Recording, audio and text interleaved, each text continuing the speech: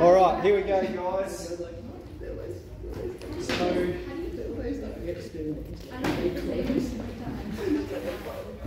I hope you all had a tremendous Easter. Welcome back. It's always good when Easter's not in the holidays, which means you get like more time off school and so forth. So let's get straight in. We got our last exercise today, optimisation. So this is 3G, and that's going to leave us with 3 revision lessons before our test. Sorry, I don't have a key to that room. If you need it, yeah. That's going to give us 3 revision lessons, and then our test will be Wednesday of next week. Okay, so we have optimisation. We're familiar with these techniques. Probably the trickiest part is developing the equation. This is something I've stressed a fair bit last year, and so we're going to spend a bit of time doing that together today. So let's get straight into the problem, and I'll point out the process that I've highlighted above there as well. Process, often these problems can be scaffolded. We've got 3 things that we're really doing.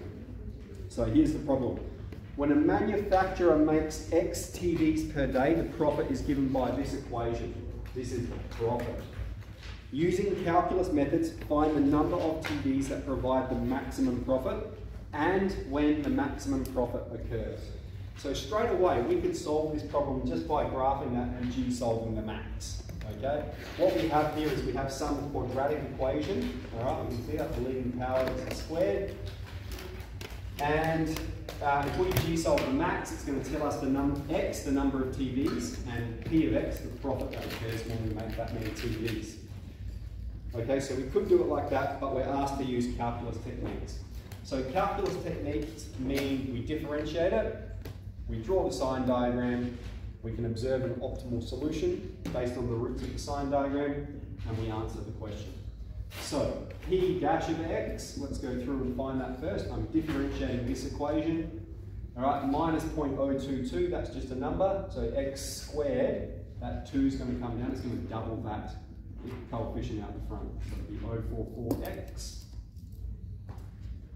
And then we'll have plus 11.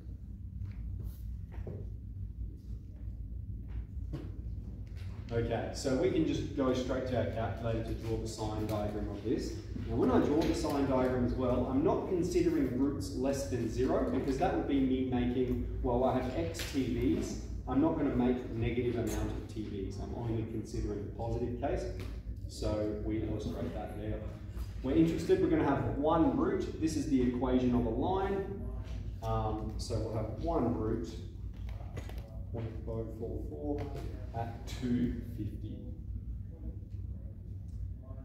All right, and we have negative slope. So when you graph it, you'll see it's going from above to below. Negative slope of a line going downwards. It's above the x-axis, then it's below. So to answer this question, the maximum profit occurs when we make 250 TVs.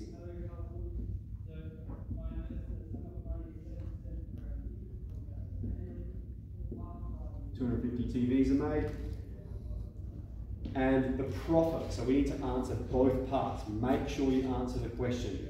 So 250 TVs, that's our X. But then what's the profit? What's the profit when we make the 250 TVs? What's the corresponding Y value? P of 250, and we can put that either into our graph. If we've G-solved that max, we'll see it, or we can put it in here, whichever's got it. Has anyone done it yet? Otherwise I'll process it here quickly. Times 250 squared plus 11 times 655. 720. I've got 655. And then I think it's the profit in thousands of dollars, or no, just $655.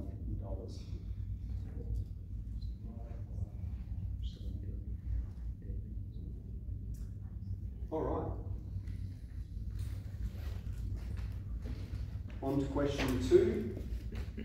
So here we're not given an equation.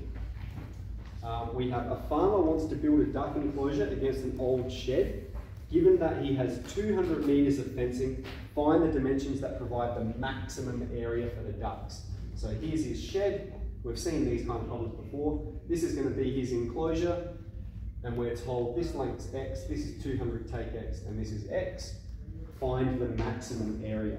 So the area of this rectangle, I'll make the argument down so we can start from there.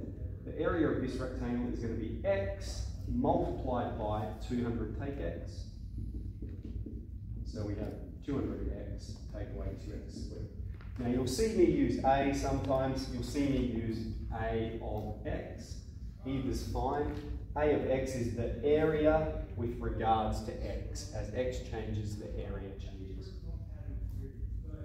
Alright, so that's our a of x question. Once we have the equation, however, we're just performing those same calculus techniques. We differentiate it, we draw a sign diagram. Okay, this is going to have a root at 50, has negative slope, so it comes from above to below.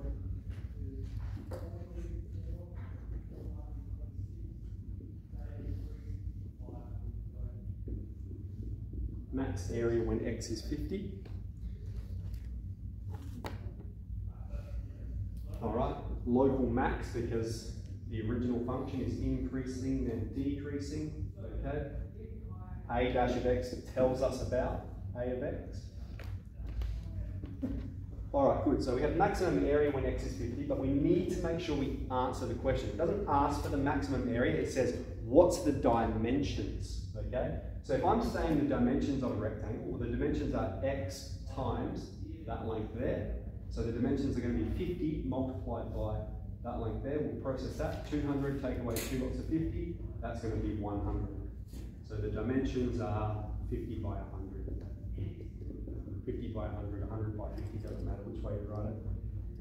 And include a unit. We've got meters.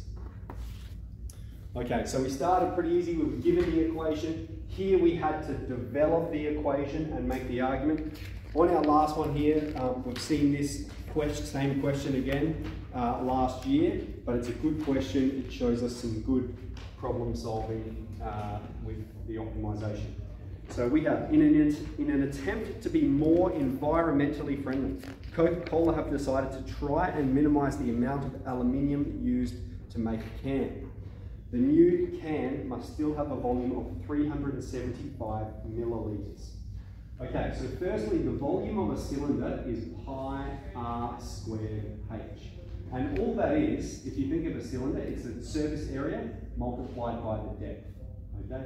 The area of a circle is pi r squared, and then multiplied by the height. That cross-sectional area multiplied the whole way through the shape. So that's the volume of a cylinder. Now we're told this can, so pi r squared h, must have a volume of 375, which means if I'm rearranging this for h, I'm going to divide both sides by pi r squared, and we would have h is 375 on top of pi r squared, as required. Okay, hence show that the amount of aluminium used is given by this equation. All right, so in these optimization questions, when they pull out test or exam, we will always give you the equation. So even if you can't generate it, all right, you can still answer the late parts. Nonetheless, we've got to try and get these marks, right? Show that the amount of aluminium used. So if I'm making a can, I need some aluminium on the top, on the bottom, and then aluminium the whole way around. So if we think of the area of the total surface area of aluminium, right? We've got a circle at the top and we've got a circle at the bottom. So we've pi r squared for a circle, but we've got two of them. So that's the first part that we should consider for a cylinder. I'll just grab a bit of paper here. All right, the second thing, like if you think of a cylinder, so I'll make one here. Here's a cylinder, and we've got the top, we've got the bottom, but we want this outside area here.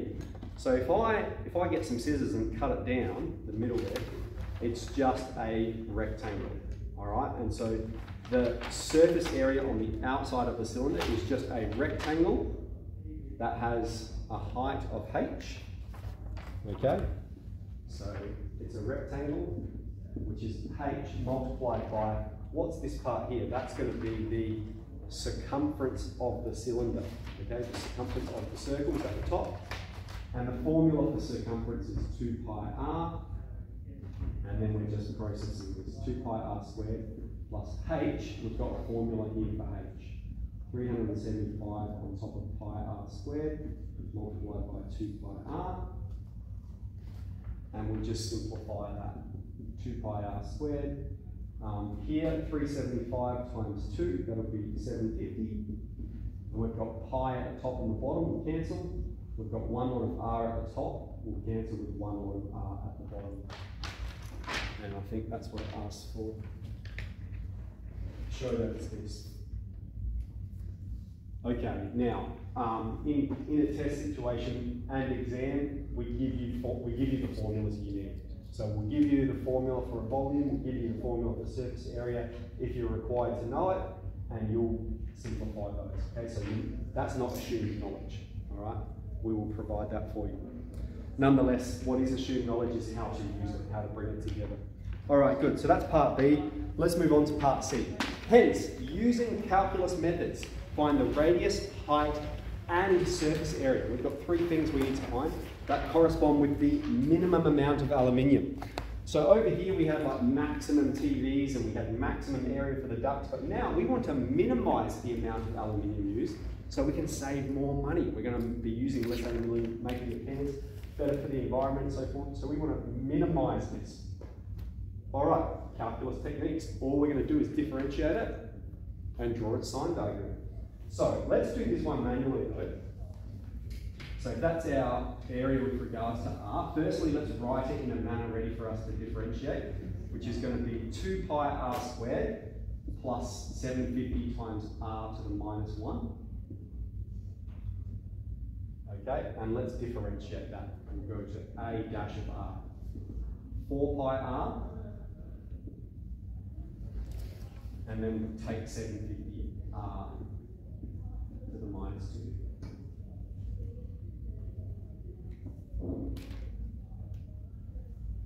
Okay, so if we're required to find an exact solution or an exact root, that means we're going to need to use algebraic techniques.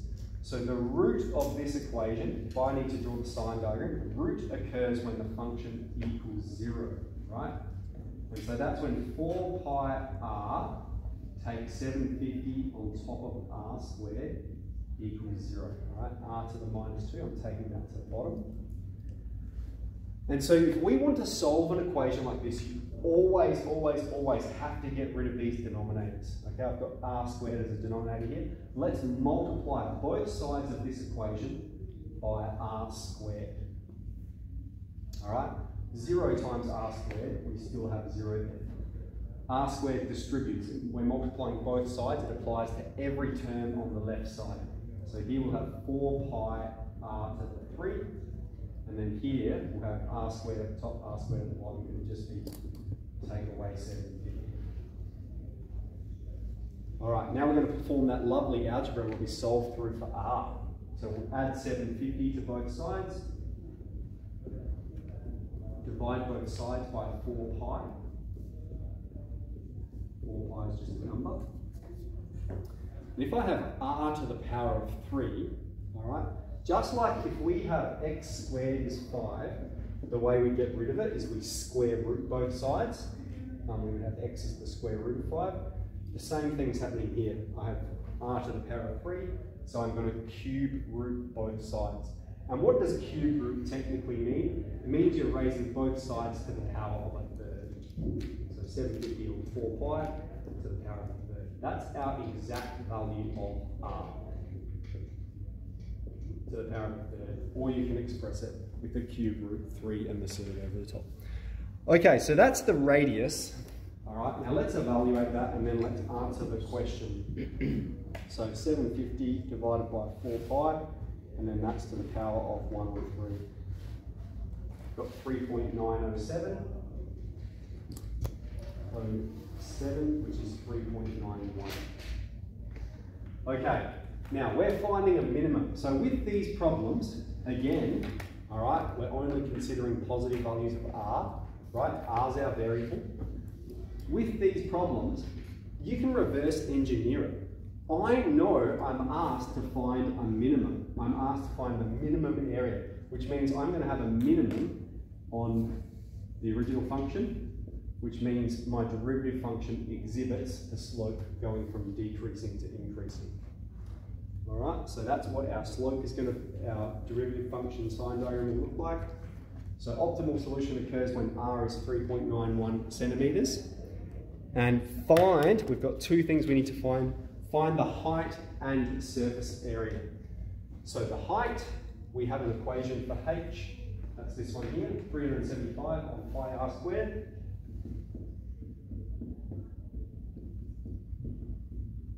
All right, we'll evaluate that.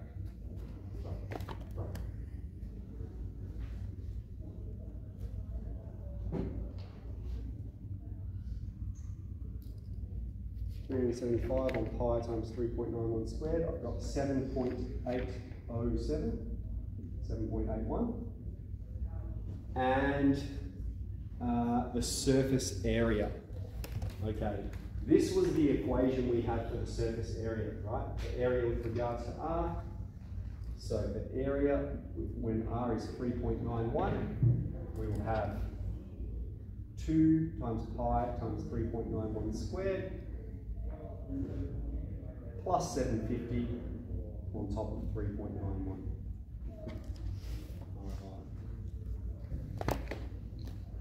And of course we can get it from graphing this equation and g-solving that minimum point as well. So let's type all that in anyway. 2 pi times 3.91 squared plus 750 on top of 3.91.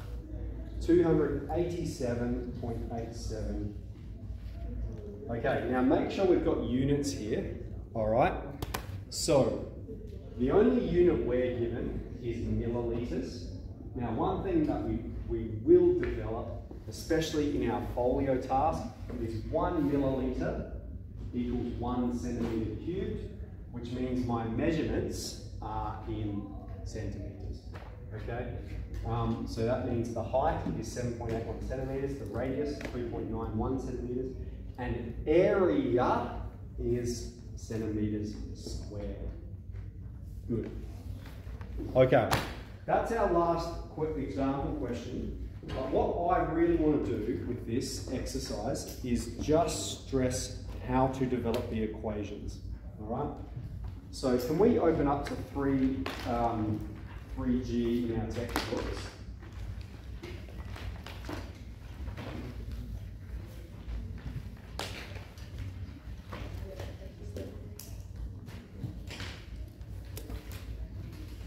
And we're just going to go through a few together, not the whole problem, just developing the equation.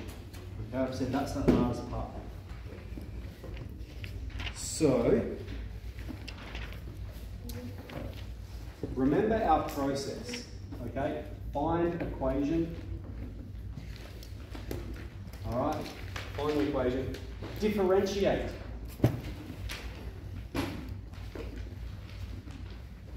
All right, draw the sign diagram and state optimal solution.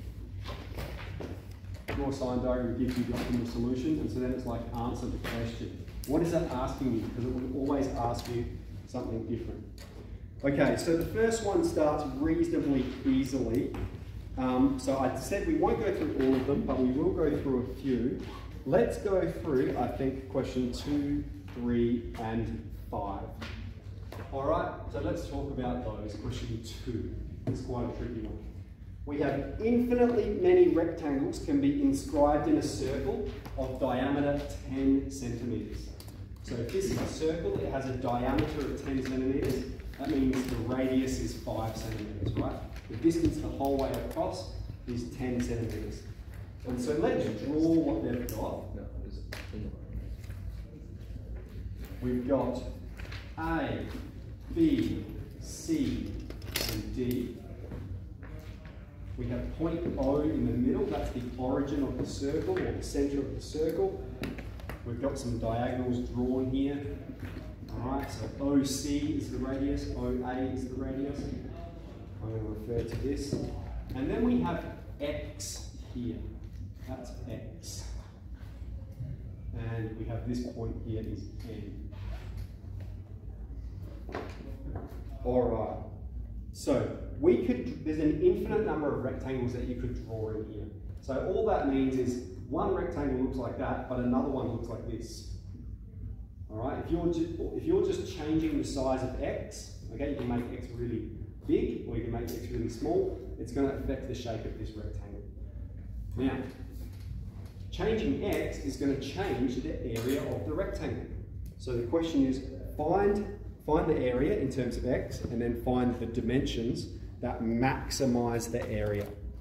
So we are trying to find an expression for the area of this rectangle. All right. Now, if it helps, this diagram can be a little bit convoluted. If it helps, pull some stuff out of the diagram. Okay, let's start. We're trying to find the area. Well, the area, let's start very basically. The area of this shape is just AB multiplied by BC. Isn't it? Do we have an expression for AB? Not immediately, but it is implicit, okay? O is the halfway point. If that length is x, that length is also x, which means AB is 2x. 2x multiplied by BC. All right, so now all we need to do is find an expression for BC. All right, there's one thing we're told that we haven't put on this diagram yet, and that is that the diameter of the circle is 10 centimeters. So if the diameter is 10, right, the whole way across, the radius is 5, which means OC, that is 5, OB, that is 5, all right, all of these are 5 units. And so what I'll do then, I'm going to pull out OCN. I'm just going to pull that shape out. It's a triangle. Here's O, here's C, here's N. It's a triangle. It has a hypotenuse of 5, and we have this length is X.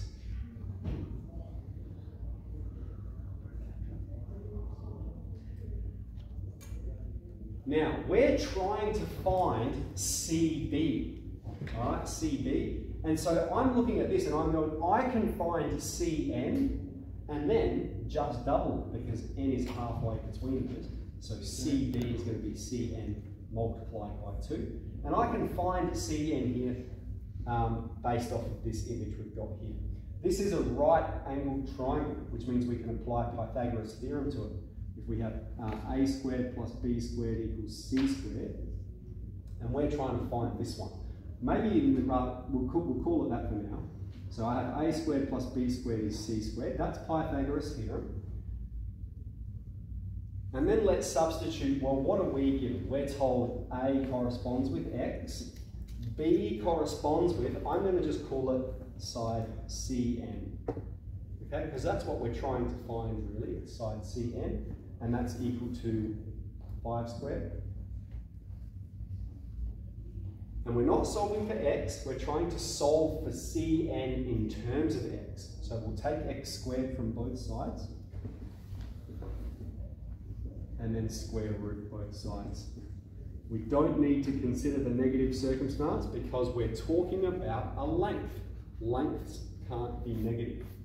So we have Cn is 25, take x squared.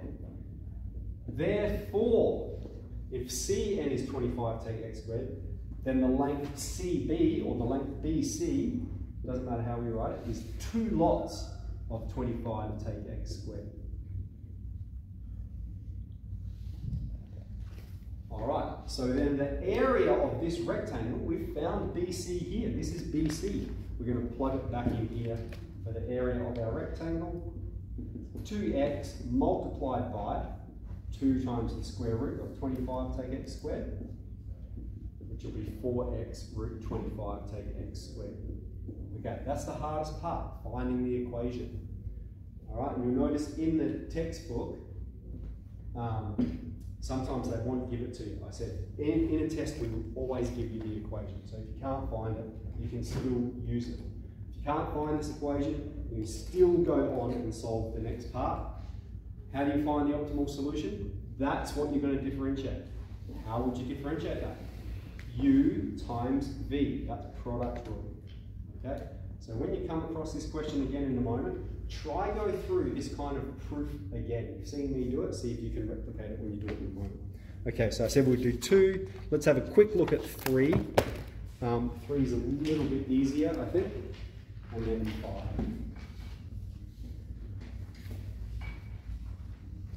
All right, 3, we have a 2-litre box, has a square base and an open top. Its dimensions are labelled in the diagram. So we have a square base. I like to do it like this. So the square base there is x, all of those are equal. And then we have this component here. Connect those. And it has a height of y. All of those are going to be equal. Might wrap some of them in so it doesn't look so confusing. Alright, x is the base and y is the height. It's an open top, so there's a couple of things we need to consider. It doesn't have a lid and it has a volume of 2 litres. It looks funny because I've got that one. It has a volume of 2 litres, and 1 litre is 1,000 millilitres, which is 1,000 centimetres cubed. All right. So explain why y equals 2,000 on x squared. Explain why this is true. Well, the volume of this box is, it's a rectangular box, is x squared times y. All right, it's the base, it's the length times the width times the height.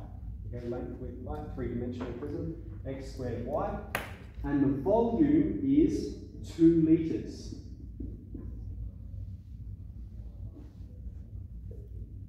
And then if we're rearranging to get y by itself, we'll divide both sides by x squared. 2,000 on x squared is y. So that's the answer to part A. Part B, show that the surface area, okay, so surface area of the box, they're getting you to consider 4 walls, 1, 2, 3, 4, and then the bottom. All right, so if we're making the argument for the surface area, there are 4 walls and the bottom. There is no top. Okay, so break it up like that. The bottom has an area of x times x. The bottom is just x squared. The walls, we've got 4 of them, and each wall is just x times y. All right, that's good, except we have 2 variables. Remember what we did before? We rearranged to get y by itself. We can perform that substitution now. So we have 4x multiplied by 2,000 on x squared, and we'll process this. That's going to be 8,000 x at the top, x at the bottom.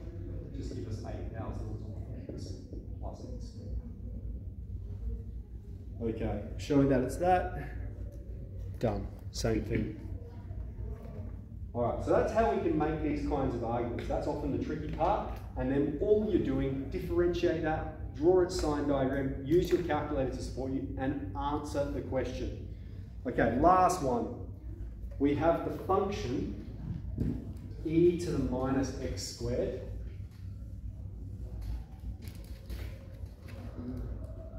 Alright, if you graph it, this is what it looks like. And we're drawing rectangles here. And it says we've got A, B, C, and D. Here's the y-axis, here's the x-axis. Alright, that goes there. That goes there. X, y. E to the minus x squared, good. Determine the coordinates of C. Okay, so find these coordinates. At the moment, it has some arbitrary x value and some y value, e to the minus x squared. Determine the coordinates such that the rectangle is maximized, has maximum area. So, the area of this rectangle then is AD multiplied by DC.